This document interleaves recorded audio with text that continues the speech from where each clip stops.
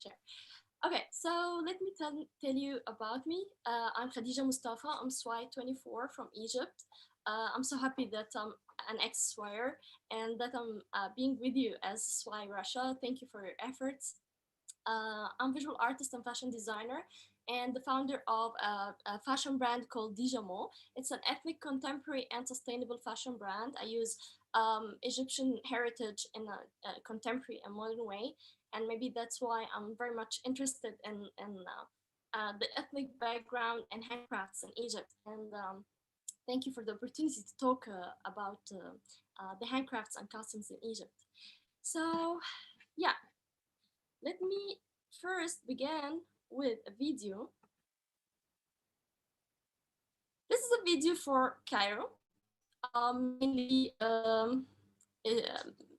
Islamic Cairo, Mu'azz Street, Khan Khalili, if you heard about it. And whenever I meet anyone, they think about Egypt as camels and desert, but it's not really all about desert and camel. And actually, this is not Cairo we are gonna talk about. Today, we're gonna talk more about the area where there are camels and desert, really. So this is the map of Egypt. I'll try not to be as boring as much as possible, but I have to let you know more about the map of Egypt. And we're gonna talk about these areas, you know, the ones on the south, east, and west.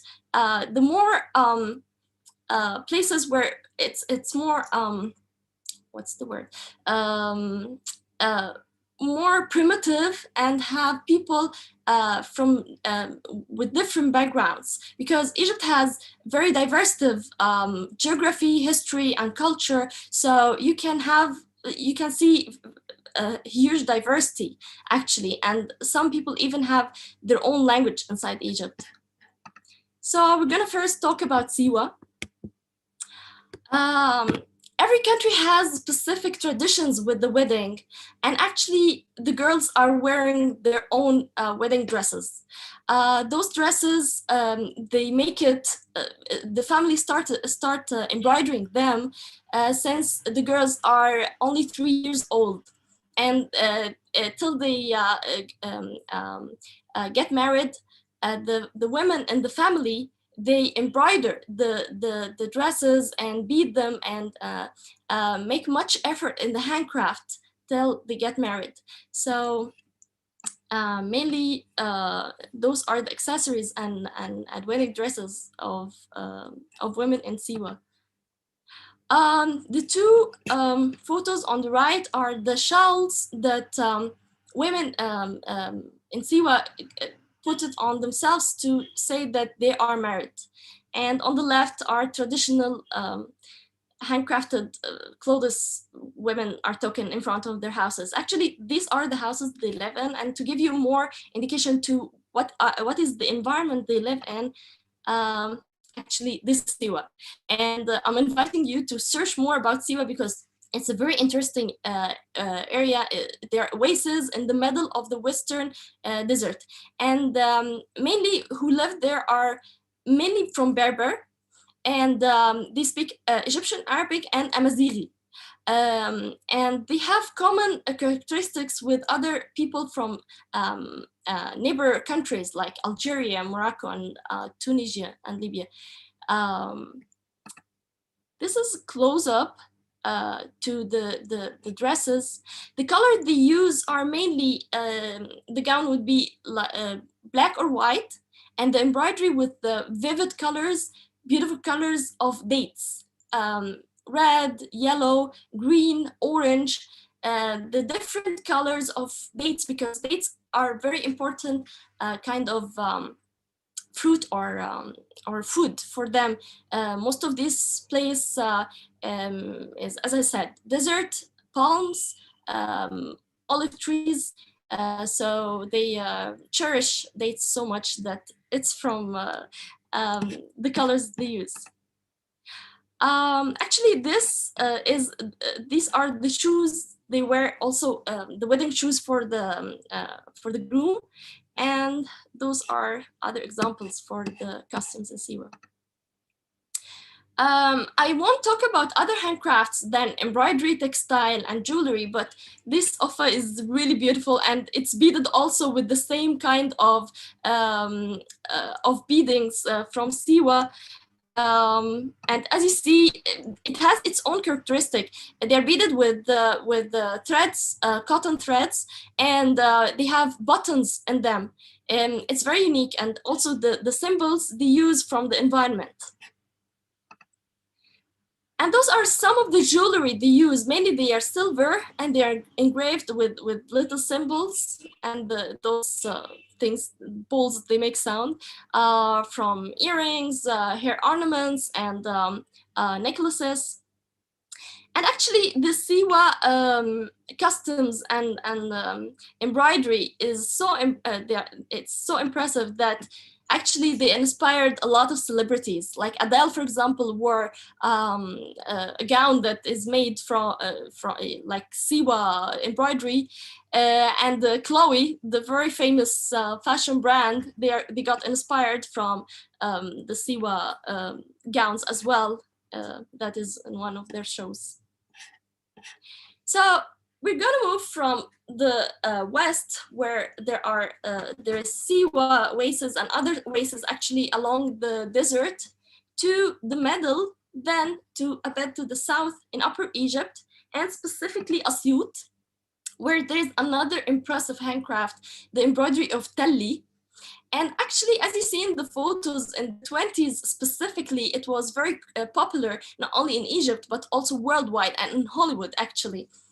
Because at the late 1893, I guess, there was an exhibition in Chicago, US, and they imported some Tali clothes, and they got fascinated with it. So it got a bit exposure. And in the 20s, as you know, the fashion in the 20s were more glamoury, bohemian, and it has much bling bling.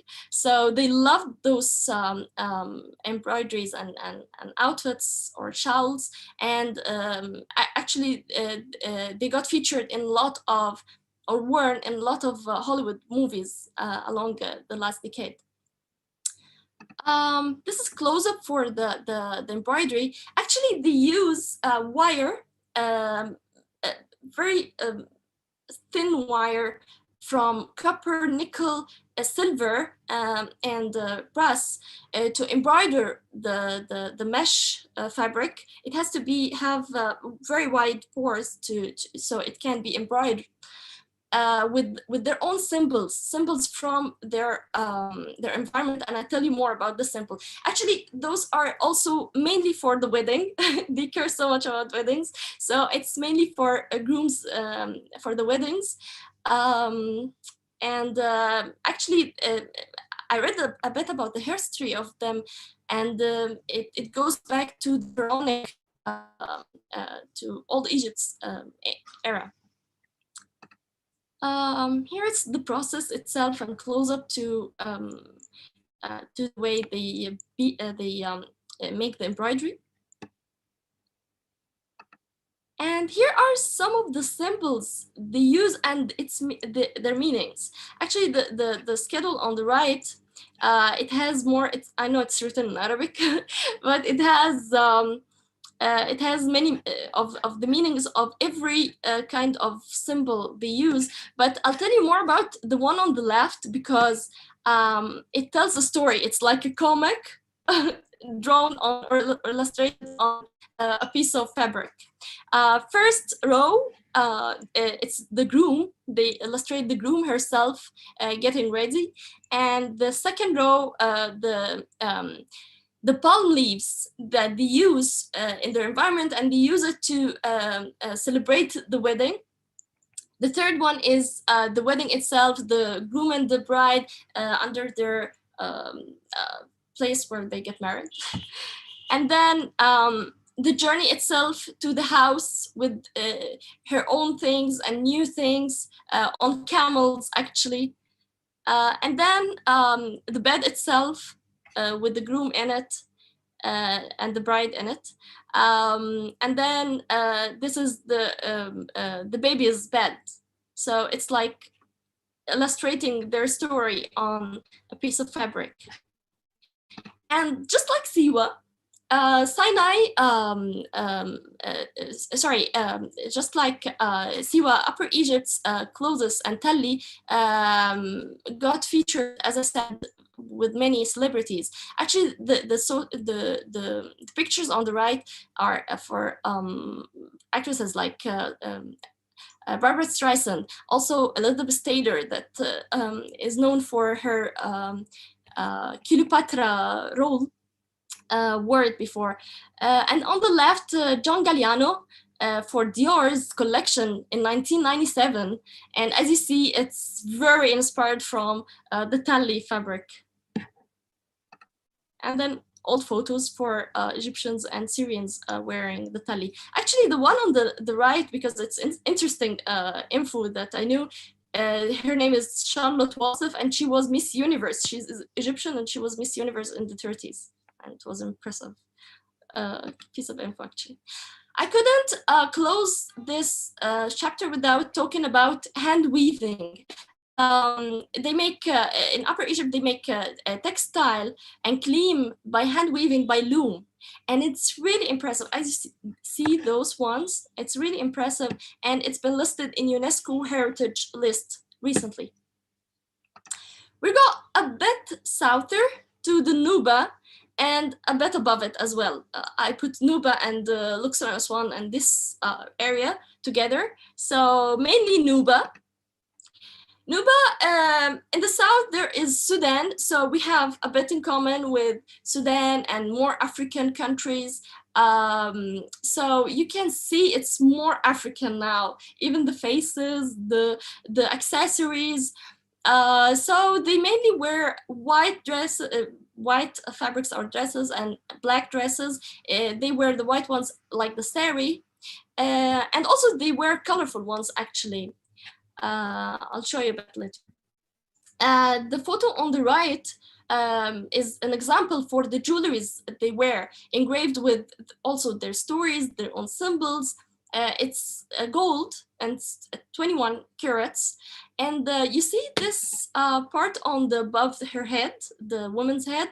It's a gift from the groom to the bride. So anyone can see her. After that, they know she is a married woman. Those are also some other accessories for Nuba and the very south of Upper Egypt.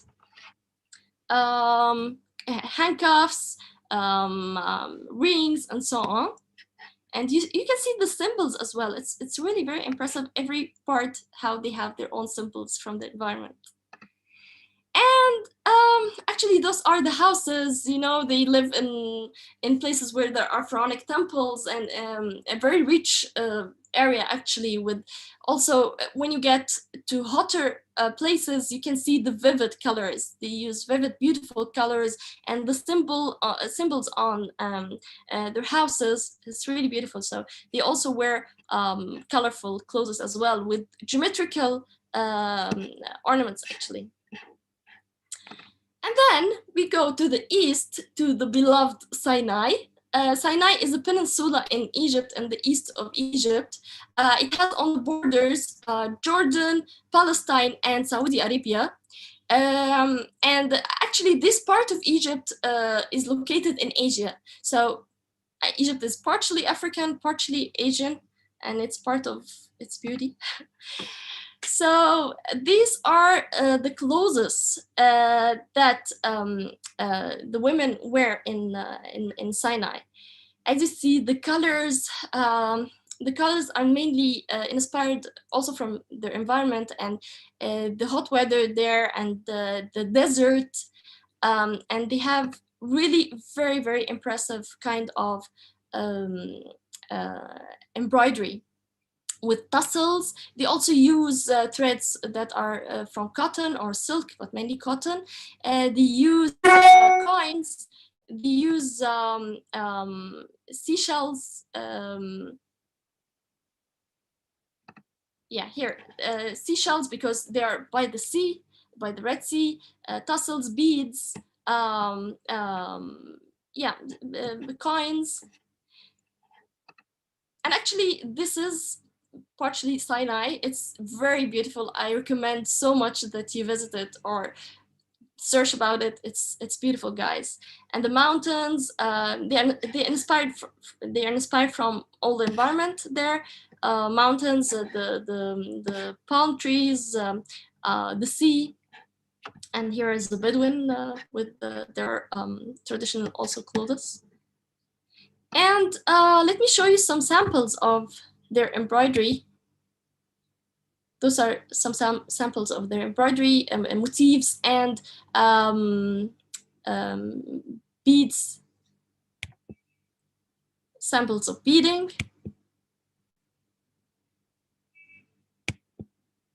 And then, as I told you, we have on the borders neighbors that we have much in common between them, and you can see this here.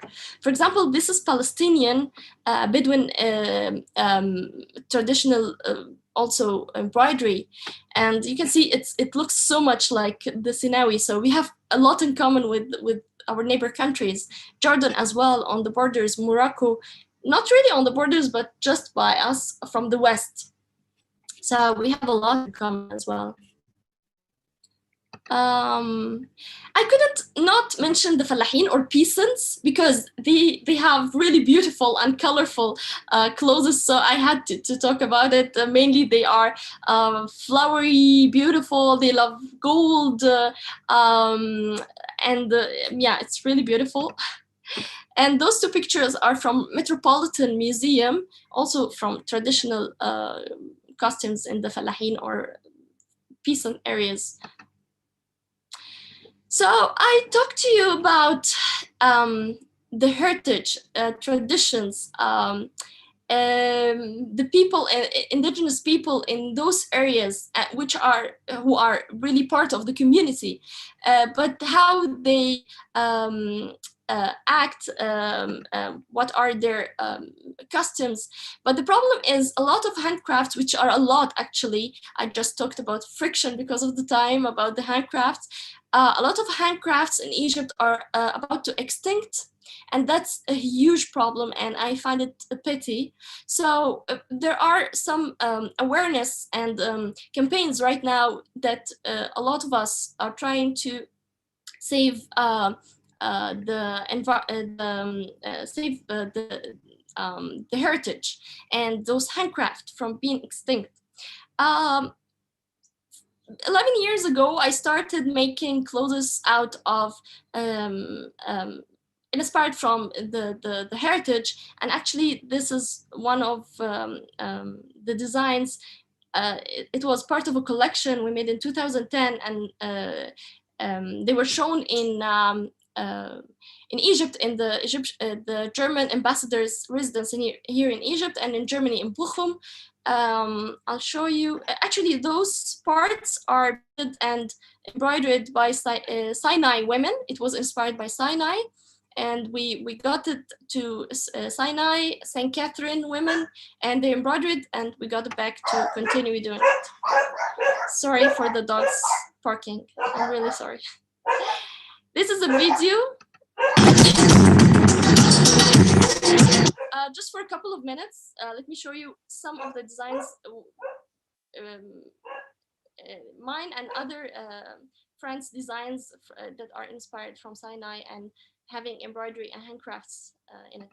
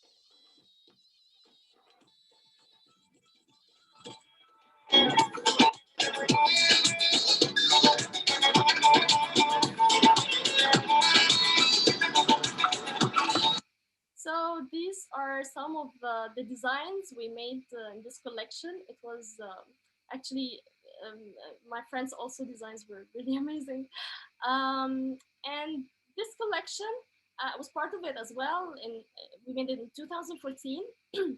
And actually, the fabrics you see are fabrics that are made by hand on hand woven. They're hand woven on looms, so it's also impressive. And there are some broideries as well that are inspired from Upper Egypt. So that's why that's one of the reasons I loved the idea of talking about indigenous people and ethnic um, people and their handcrafts in Egypt, because I'm inviting you all to search more about it, know about it, and it's very impressive. So please take a look about it, and thank you. Much, Hadija. It was very interesting, and it was wonderful to see how indigenous minorities, cultures, and other populations are influenced in today's life. And we have a question to you from our group. So the question for the speaker in Egypt: are the young people in your country still interested to learn weaving or not? What do you think? To learn the handcrafts. Yes, and learn weaving. Yeah, that's the problem we are talking about. It's about to extinct because the kind of lifestyle changed over years. You see, those were isolated places, like the oases were isolated. Sinai was a bit isolated. There weren't so many people going there. Now they are more touristic areas. They see people from different places. They have a different lifestyle, and they maintain a lot of their own culture and heritage, but still not like before. And even artisans, or um, there are some artisans, and some are the people themselves from the environment. um, they're not interested that much anymore like before for doing this and learning these handcrafts. And that's one of the reasons we're trying to revive it. And the country has a lot of effort, is making a lot of effort right now to make it revive again, and we, the designers, as well. Much. Yeah. Again, it